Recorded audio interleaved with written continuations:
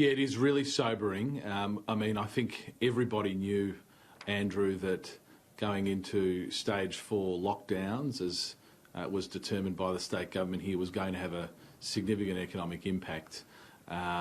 Obviously, the PM has also outlined that it's going to have a real cost of up to $10 billion, $6 to $7 billion of that right here in Victoria, and the remainder that affects confidence and supply chains throughout the country.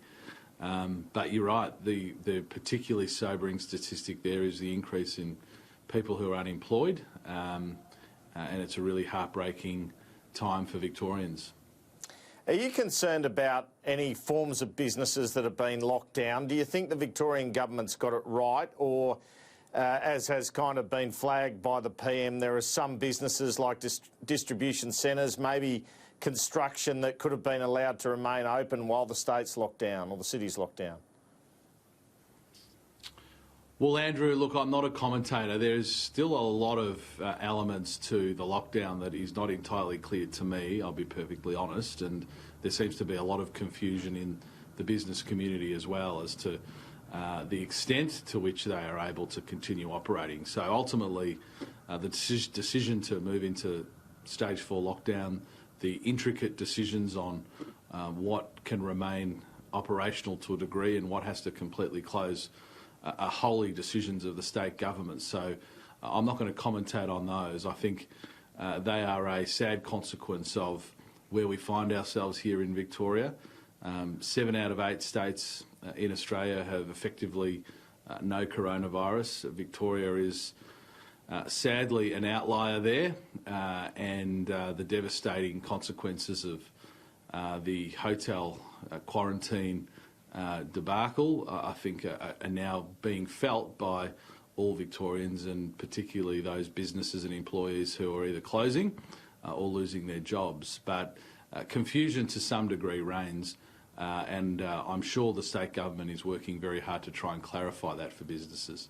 What feedback do you get from people in your electorate about the performance of Daniel Andrews' government on hotel quarantine and the performance of the state government on the crisis in general?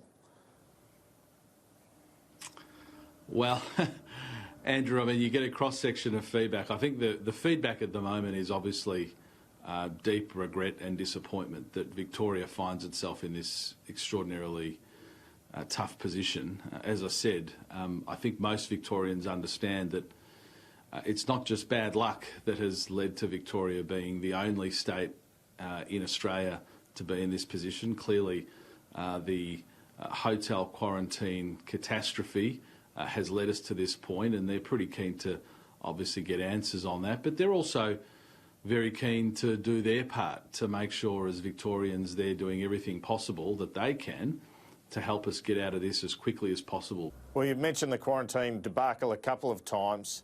Are you personally angry about that, and have you found it hard to get your head around how that's occurred? Well, Andrew, look, my anger or otherwise is largely irrelevant here. I think we've got to deal in facts, and again, the statistics speak for themselves. When you've got Victoria that has overwhelmingly nearly every single coronavirus case in this country, and you accept that it can't just be bad luck that Victoria is the only state that's in this position, I think naturally you ask the question is what have been the failures, what have been the local decision-making issues that have led us to this position. I'm frustrated. My heart breaks for people that I have calling my office on a daily basis explaining to me that businesses they've spent decades building up and are now probably gone. They worked hard to push through and survive that first period of lockdown, and this will do them. Well, you talk about the effect on businesses and jobs and on ordinary people affected by that. The federal government's been pretty insistent that the JOBKEEPER's national, whatever solutions are brought into place because of the Victorian situation, will be done on a national basis and apply everywhere. Does that really make sense? I mean, it's quite clear that Western Australia and South Australia, for example, are in a different place to Victoria, far different place. Shouldn't there be extra supports in place for Victorians?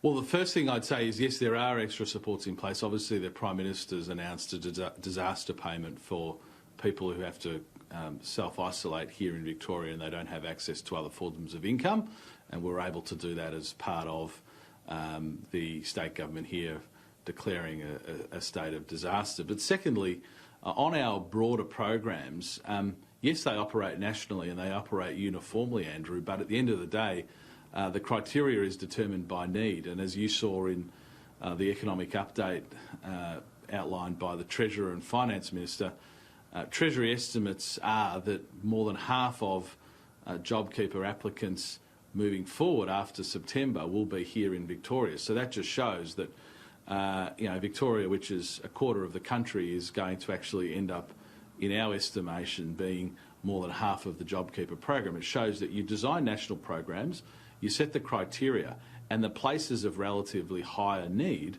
will access that program more, and the places with relatively lower need will access it less. I think that's how all good policy is put in place. So the JobKeeper program, I think, is going to end up supporting, sadly, from my perspective, it's going to end up supporting more Victorians because we're going to be in a tougher economic position because of these stage 4 restrictions, sadly, as a result of the hotel quarantine issues. But you could have a situation... That national profile, I think, is important. But you could have a situation where you've got a law firm in WA, 30% down on business, getting the same support as a Victorian business, 90% down on business. Surely there's room for some adjustment here, because it's just chalk and cheese between Victoria and the other states.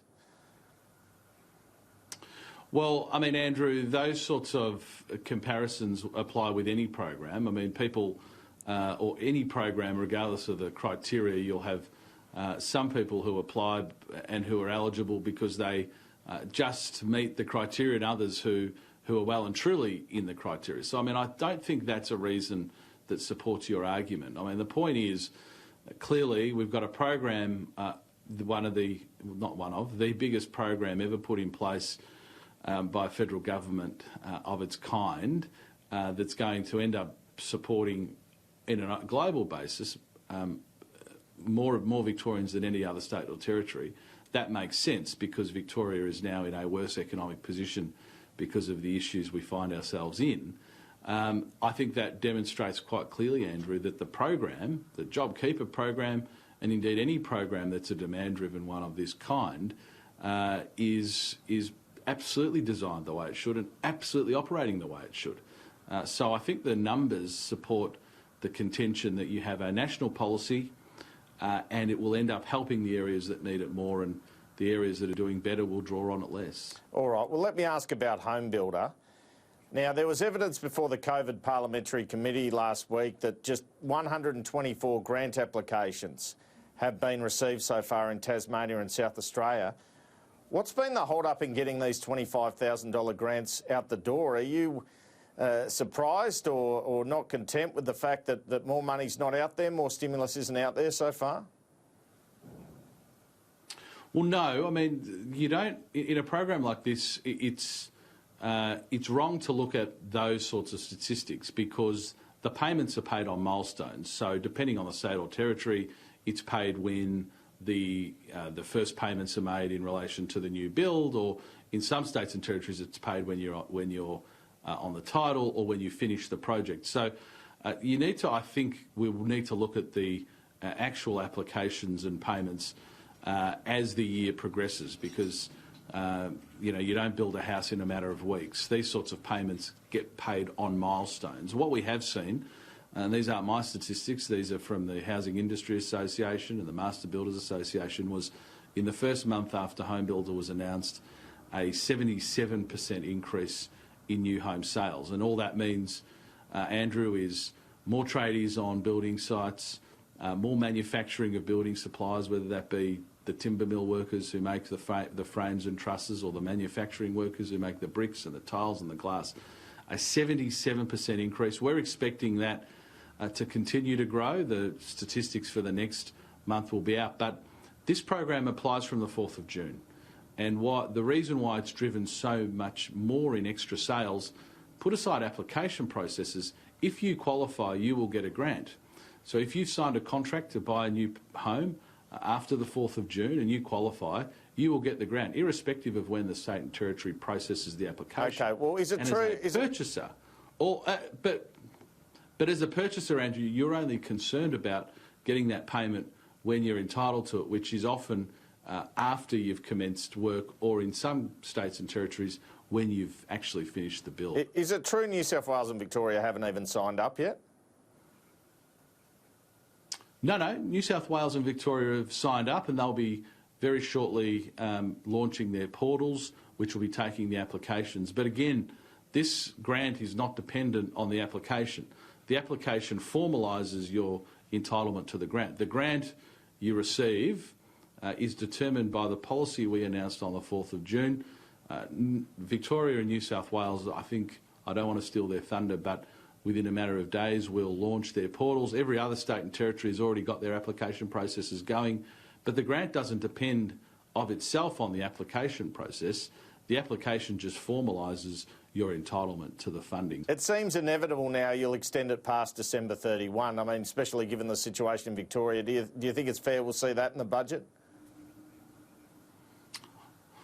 Well, I wouldn't agree with you there, Andrew. I mean, yes, this has been a great program, and it's been applauded by the industry, and it's keeping hundreds of thousands of people in jobs. And obviously, the more successful a program is, the more people request that it be extended, and there's no doubt a lot of the industry have requested to me that it be extended on the basis that it's been so effective for them.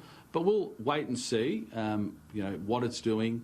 And we've got to be careful with all these policies that they achieve our objectives, and the objective of this program was to keep hundreds of thousands of people in a job in the second half of this year, when the full impacts of COVID-19 were hitting the housing market. So we'll keep an eye on it. I think we maintain full flexibility as we do with all of our programs, but I don't think it's fair to characterise it as this will certainly or definitely be extended. But there's no doubt that the scheme's been so successful that there's a lot of advocacy coming to the government asking for us to extend it, because it has been so good for the industry. And the first homeowner loan deposit scheme, a lot of speculation about that being extended?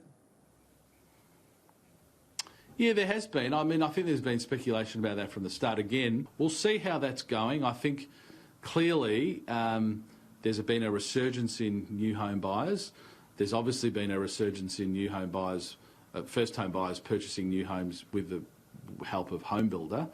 Again, we'll just maintain full flexibility, keep an eye on the program. It has been a great success. And again, for that reason, yes, a lot of people are asking for the first home loan deposit scheme to be expanded.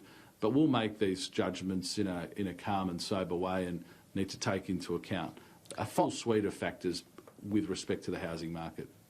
Finally, Mr Sukkar, I want to ask, as you sit there in Victoria with lockdown on, hearing from these distressed businesses, constituents, what's your biggest fear from here on in?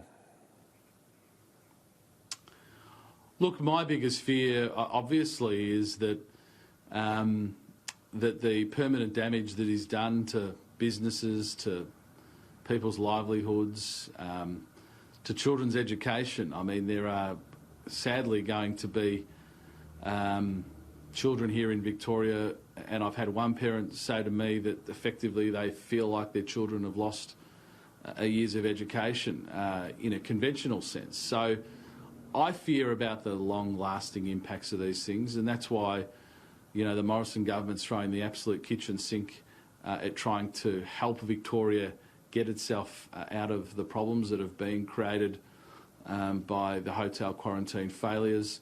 The sooner we're able to help Victoria out of that, the less likely that permanent damage will be there. So, I'm doing everything we possibly can, but that fear of the permanent damage, I think, is the fear being felt by so many Victorians, and indeed Australians who I know are really cheering us on and hoping that we can get on top of this.